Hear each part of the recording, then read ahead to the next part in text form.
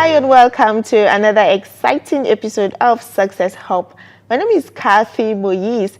Today is a great day and I want you to get excited about your life because my mentor Oprah Winfrey said, it doesn't matter who you are, where you come from, the ability to triumph begins with you always. Please stay tuned, we're going on a short break and we'll be back soon. Do not go anywhere.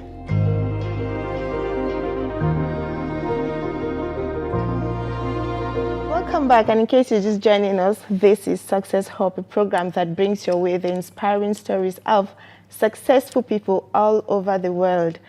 Today, I'm glad to have someone who has passion for effective leadership. He also has passion for the youth. I'm glad to have with me here the Chief Executive Officer, Eddyliz, Nigeria Limited. And of course, people, I'm super excited to have with me His Royal Highness Prince Godswill Edwards. Now, he is the CEO, like I said, of Eddyliz Nigeria Limited. And guess what? He's also a philanthropist. He's a diplomat. He's an entrepreneur. He's a politician and also the former special advisor, Cross River State Governor. I'm super excited to have you here today, sir. Thank you. I'm excited too. Yeah, thank you for coming. Thank you.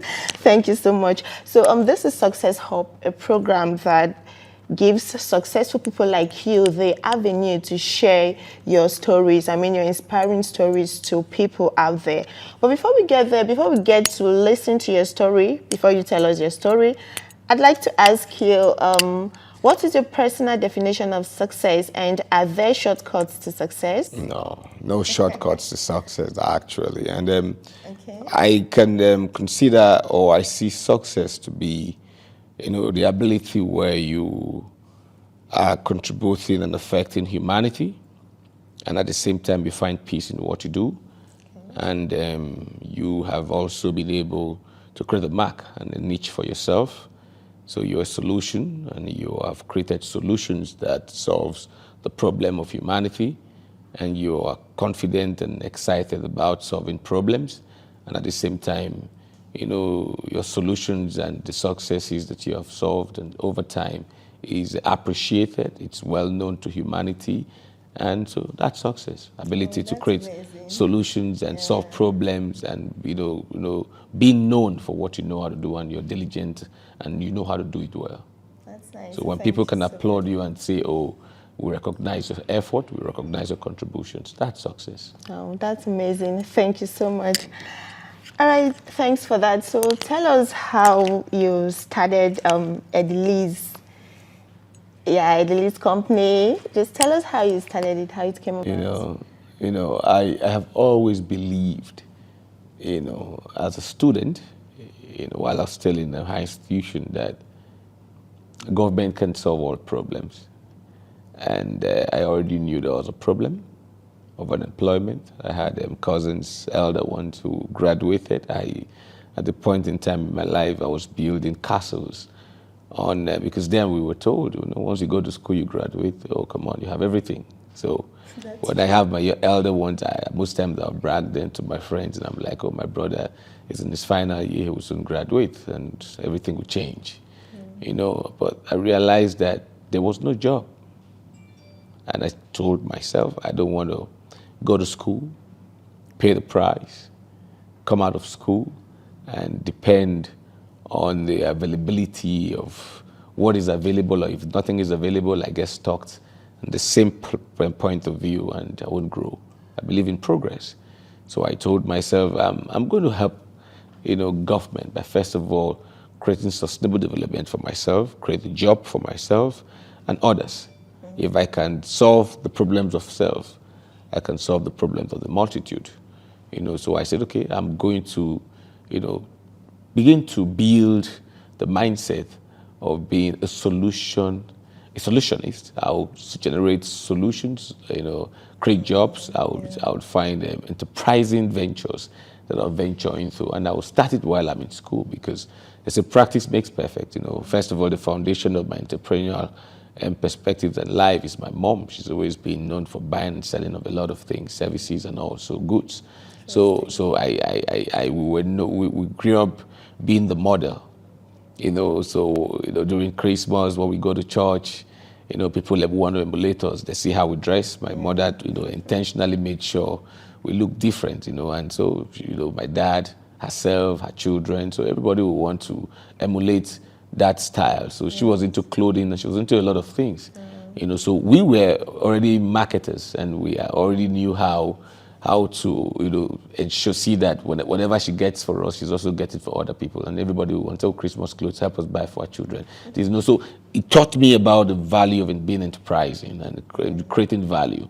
So I was already good into buying and selling. I was already used to, an enterprising mom, an enterprising, parents who taught me leadership, who taught me the way of the Lord and made me understand that life is easy. Take it easy. So, I grew up with that perspective, and already as a student I was already into a lot of businesses. I registered my first company then called Passions to Generic, in tourism bureau, in the tourism bureau. All local businesses, you have to register them in tourism bureau so that when tourists come and need services, they know who does it. So I had an entertainment company called Passions to Generic. So generic is a Latin word which means one of a kind. So I'd already started doing stuff, I was in unionism long ago, and then, but the Eddyliz, was birthed, the name Edward and Elizabeth, and Eddyliz today has, grown from one very little venture into, diversifying into a couple of other sectors.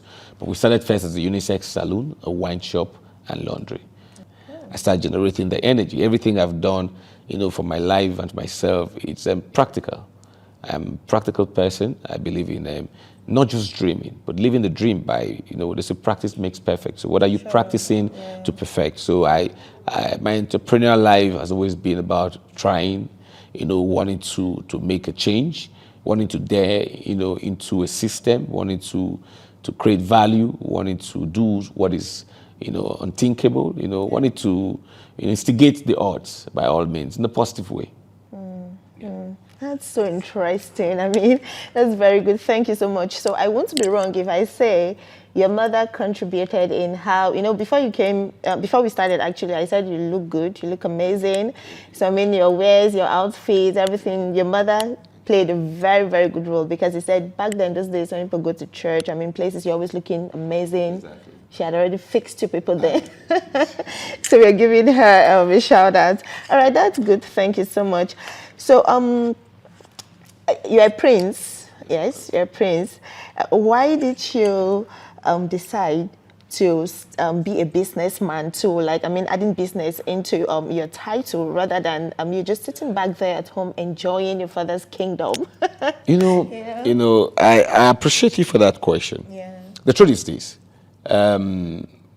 Royalty in the context of Africa, especially where I come from, royalty is not a bed of roses. Royalty is carrying the crown, is service. Royalty is the ability to be selfless, the ability to put the crown before you to serve humanity. So it's not a thing of pride, it's a thing of diligence and service. So, you're not giving the whole world because you're royalty, but instead you make the world, you create the world you want for yourself. So, like I said, I'm a solution architect. I believe in what I can do for humanity, what I can do for society. Most of the businesses I've done has always been about creating value where there's no value, creating sustainable development where there's none. We have challenges. We have a major problem of leadership in our continent and in the world at large. We have people who lack sense of belonging and people who just want to feel the warmth of leadership. So you must always at every point in time think about what you can do for humanity, what you can do for your country, what is your little contribution, what's that little quarter that you've been able to exhibit in terms of what you're doing for humanity. So I've always looked forward to creating solutions and value for one another. So I choose to be enterprising in nature because I want to create jobs. And I believe that the more jobs you create, the more value you give. For you to take vices, you must give value in exchange of vices. So unemployment is a major problem in our continent. And we can't leave it in the hands of the government alone. The government creates the enabling environment, while the private sector and young-minded people who are creative should create, the enabling environment and create jobs. Doing business in a safe environment, contributes to the value of the kind of businesses that you're going to do and the successes that you're going to attain. And it depends on your workforce. The human capital development is the greatest. And Nigeria is blessed with so much of energy. Young people with intellect, Africans are blessed with energy. Smart people who have persevered, who have same common destiny, experiences over time, history, that on his own self-motivation, when you realize what our forefathers went through for the redemption of the African continent. As a nationalist and an Africanist, you begin to think about, do I want to be like them, or I want to be someone with a difference? So we always want to create value and make life a different, ensure that there's a different perspective to how we conceive humanity and our existence. So I wanted to create value. I wanted to create jobs. I want to put food on the table. I want to be able, first of all, to create value for myself, create sustainable development for myself and others. First of all, you must be able to lead yourself before you lead others. If you can put food on your table, it transcends to multiplication. If you feel the multiplication effect. That's nice. Thank you so very much. This is really inspiring. We've got a short break. Do not go anywhere. Stay tuned.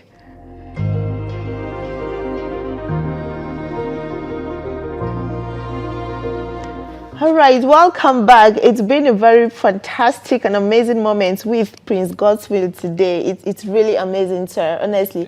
His story is really inspiring and amazing. He's not just an entrepreneur, he's an entrepreneur with a difference. I mean, a very successful one. It's really been wonderful. Thank you so much for coming here today, sir.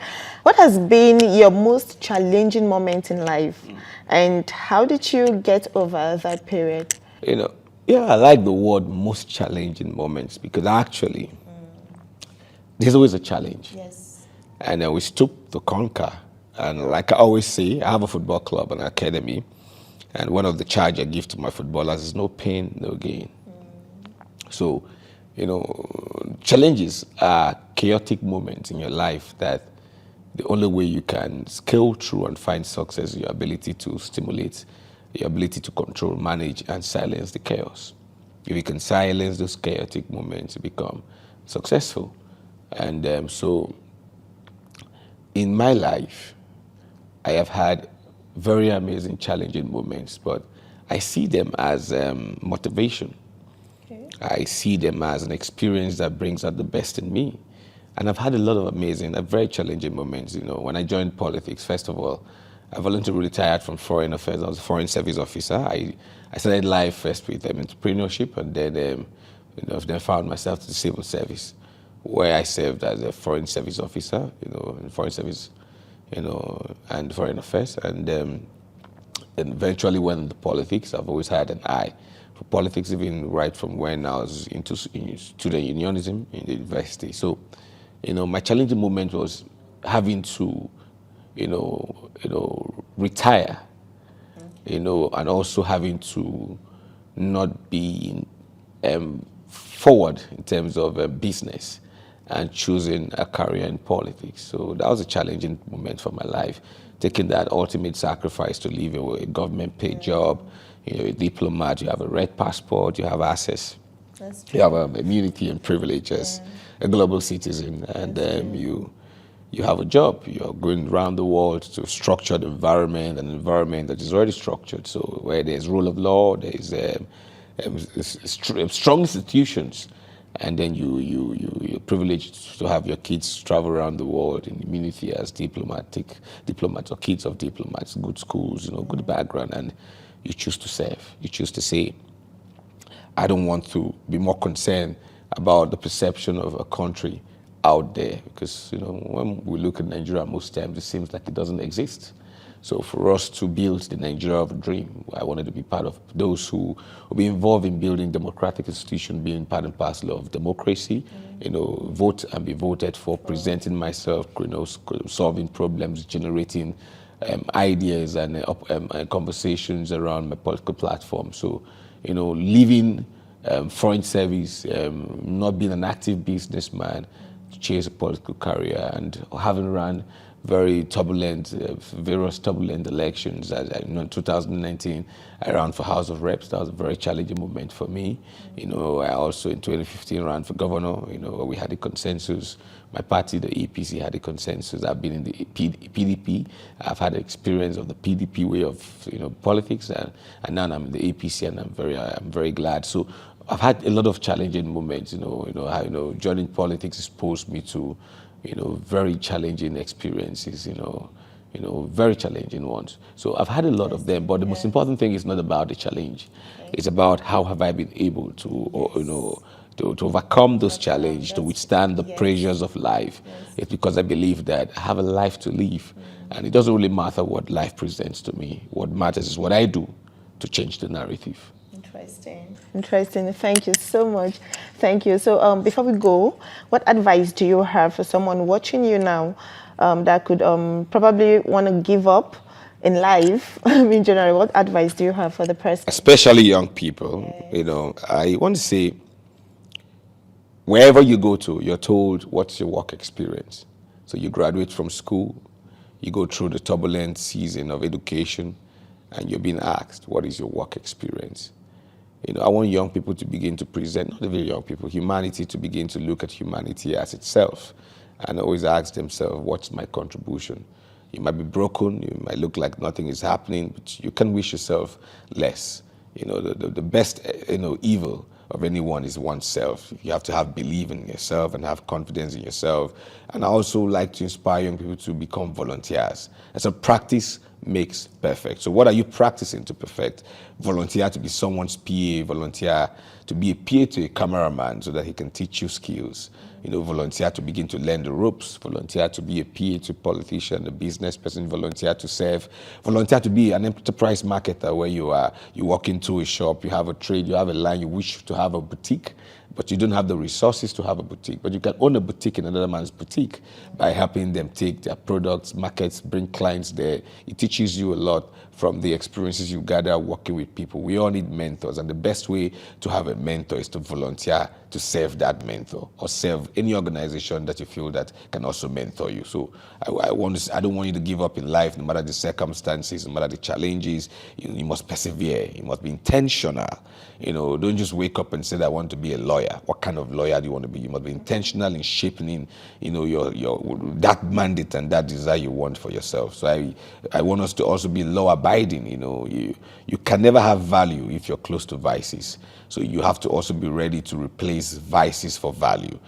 Those who replace vices for value are those who seek for value, intentionally are driven by value. There's no excuse, and I just want to charge you to keep believing in Nigeria, but keep believing in the unity of Nigeria. Instead of complaining, and join the complainers wagon, I think you should also instead be driven by solving problems, generating solutions, and telling yourself, I can't do so much, but with the little experience and strength I have, this is the little I can do. If everybody is contributing, at least leading themselves, we'll have a society that leads itself. If you can lead yourself, you can lead others. If nobody is leading themselves, then you have a society that is leadless. So we have to, all be intentional about contributing equally. What are you doing today? What are you doing for humanity? What are you doing for your neighbor?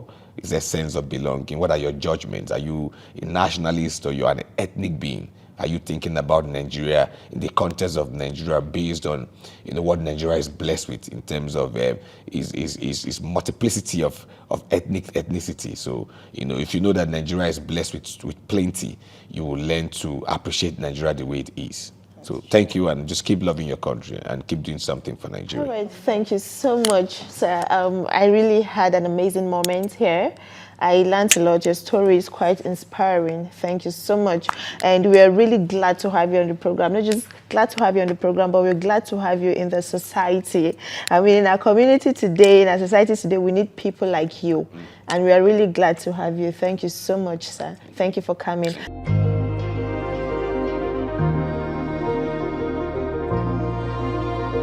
All right, people, it's been a very wonderful time today on the program Success Hub. I really had an amazing time with our guest. His story is quite inspiring. I mean, very, very inspiring. On this note, we've come to the end of today's edition. It's a wrap for today, and I do believe you learned something new today.